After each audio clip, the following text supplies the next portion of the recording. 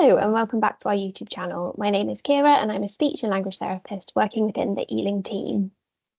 Today's video will be talking about Gestalt language processing and the stages 1 to 4.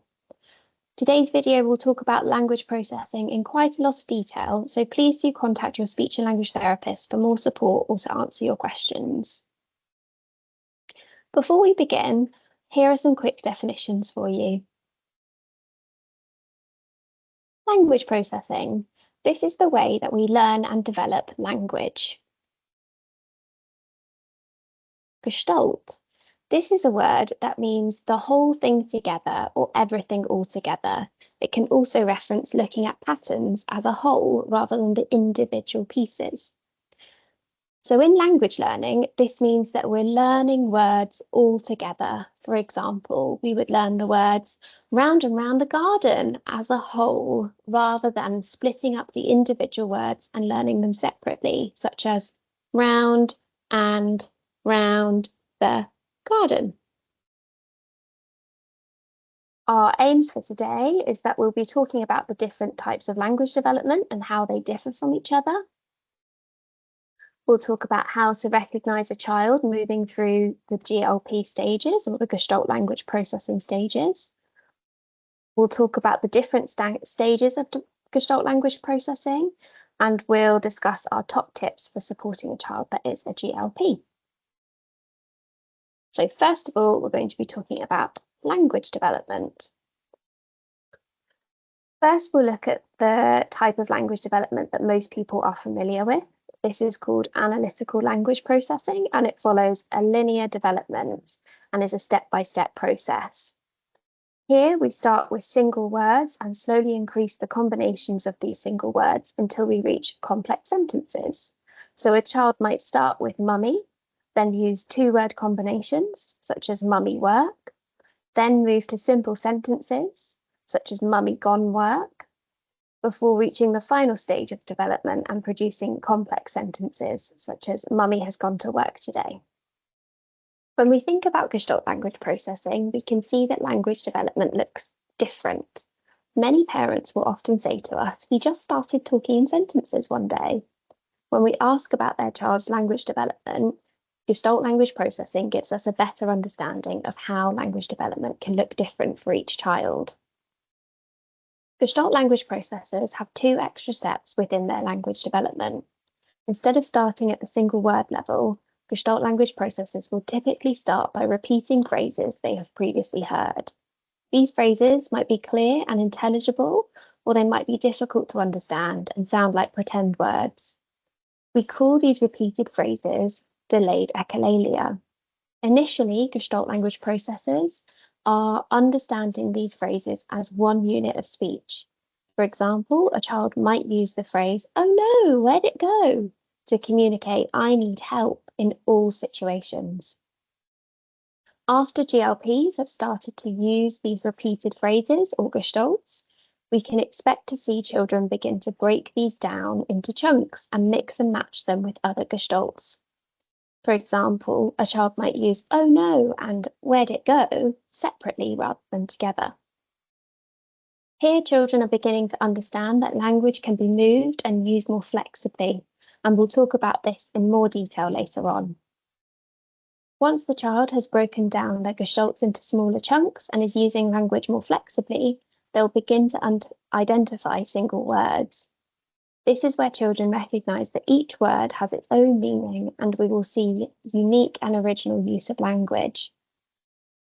From here, language development can look very similar to analytical language processing, with the formation of simple sentences and moving to complex sentences. So a bit on Gestalt language processors. So they usually start by learning strings of language or gestalts, and then later on learn that words are single units. So for example, to infinity and beyond. Their language or their gestalts often come from what others have said, such as films, TV shows, YouTube clips, and these phrases are often tied to experiences that have been emotional for the child. For example, a video that made them feel really excited, or an experience where they felt sad or scared. GLPs often have rich intonation, so this means that they may say the phrase in the exact same way it was said as the original speaker, and that might be why we often hear English children speaking with an American accent, or why children can get upset if you sing their favourite song. There are children who are GLPs who move through the stages independently and do not require speech and language therapy inputs. But typically, if a child is still using mostly delayed echolalia to communicate past the age of 3, they might need some speech and language therapy input. Here we can take a look at the different types of language development and remind ourselves of the differences and the similarities between them. Language development is unique for every child, and many children won't fit into the box of an ALP or a GLP. Some children will show features of both types of language development. These are some of the key characteristics we would look for when considering if a child might be acquiring language through Gestalt language processing. The child might be or currently or have a history of using delayed echolalia or using unintelligible strings of language that sound like pretend words. They might have quite rich intonation or stuck single words that don't seem to be progressing past that single word stage or moving on to 2-word combinations. And now we're going to think a little bit about the different stages of Gestalt language processing. As we discussed before, stage 1 is all about children communicating using delayed echolalia or gestalts. We might see children using rich intonation within their speech, repeating songs, sentences, or longer phrases. Here, speech is communicative, but it shouldn't be interpreted literally. We might have to work to uncover what the child is trying to tell us. We've put some links to video examples of each stage in the description box below. So here, this stage might look like stuck single words, taught phrases not generalizing or progressing, such as I want raisins, or long gestalts, such as Mummy Pig has gone to work, and unintelligible strings of language, so things that sound like language but aren't quite recognizable to us.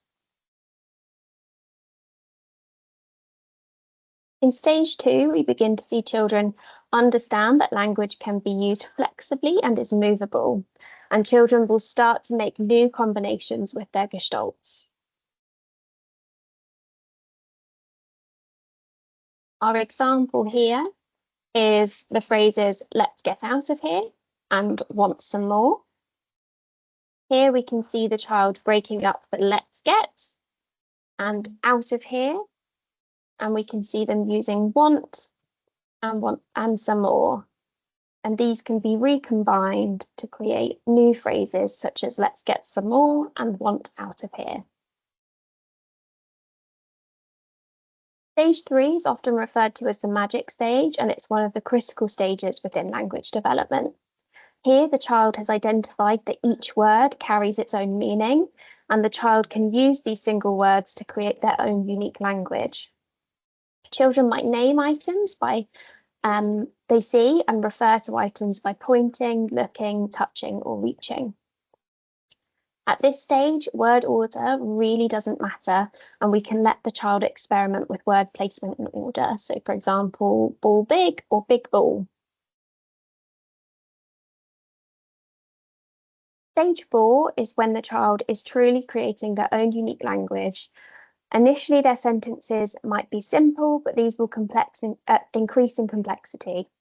In stage 4, we expect to see children making grammatical errors or using bad grammar. We do not need to correct this as the child is experimenting with grammar and the complexity of their sentences. So here we have an example of a language sample of a child in stage 4.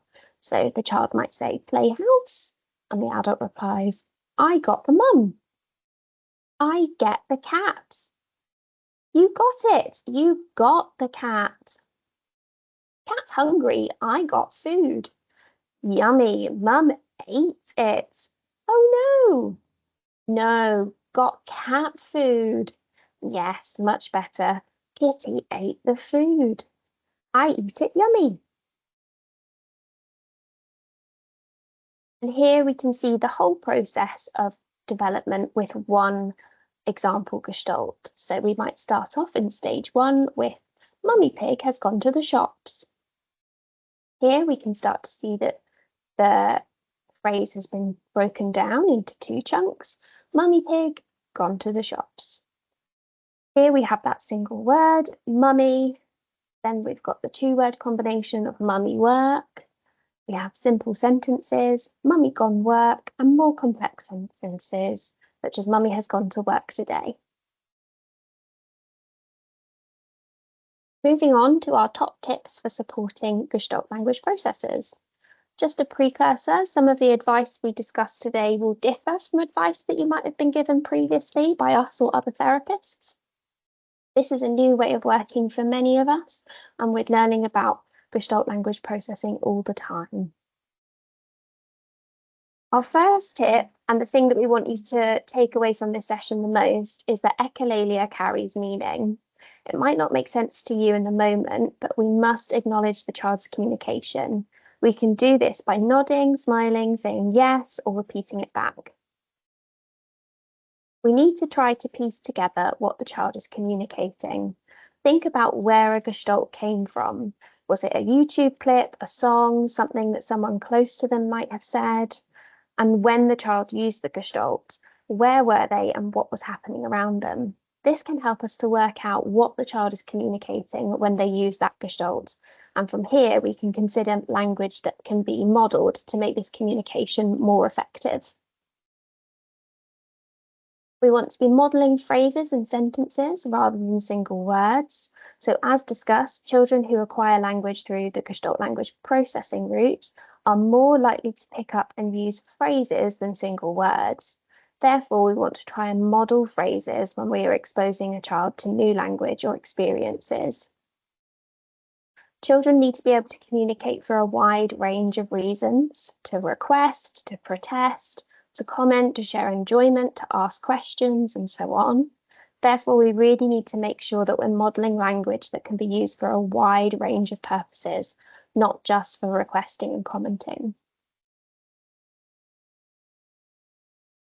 Now we know that children who acquire language through GLP repeat whole phrases, we should consider the types of pronouns we use when modelling language. Modelling language and phrases from a child's perspective or a joint perspective supports clear communication between the child and the listener. For example, we can try sentences using it's, I, we, let's, and that's. As well, using rich intonation, children who acquire language through Gestalt language processing tune into the melody of language, which is why many have a preference for nursery rhymes or songs. By using rich intonation within our own language, we can make the language more interesting for the child and increase the chances that they might pick it up. Here are some examples of phrases we might model to a child acquiring language through Gestalt language processing. So, we need a coat. It's time for juice. Let's go outside. Stop doing that. That's a big one. Help me with the door. And this is so fun. Sensory experiences are important for all children, and when our senses are engaged, our brain is more activated and is taking in more information about what's happening around us. Therefore, we are more likely to take in new language. We can model new language or phrases during sensory experiences to widen the child's opportunities for communication. For example, if the child is on the swing, we could model, let's do it again. Alternatively, we might model phrases for when a sensory experience has become too overwhelming. For example, if a child finds the volume or the noise too overwhelming, we could model, it's too noisy, whilst turning the volume down or moving to a quieter space. Visuals are important for all children, and using visuals follows a total communication approach and provides as much information about new language or experiences as possible. We must continue to use visuals to support the child's understanding of language and spoken language. For more information about how to use visuals, take a look at our YouTube page. And that's all for today. Today we talked about Gestalt language processing, the stages, and what you can do to support a child using Gestalt. If you have any questions and you live or work in Ealing, you can contact us via our advice line. Scroll down and you'll find our contact details underneath this video. Thank you for watching. I hope you found this video useful. Don't forget to like this video, subscribe to our channel for more helpful content, and share it with others who might benefit from this information. Thank you. Goodbye.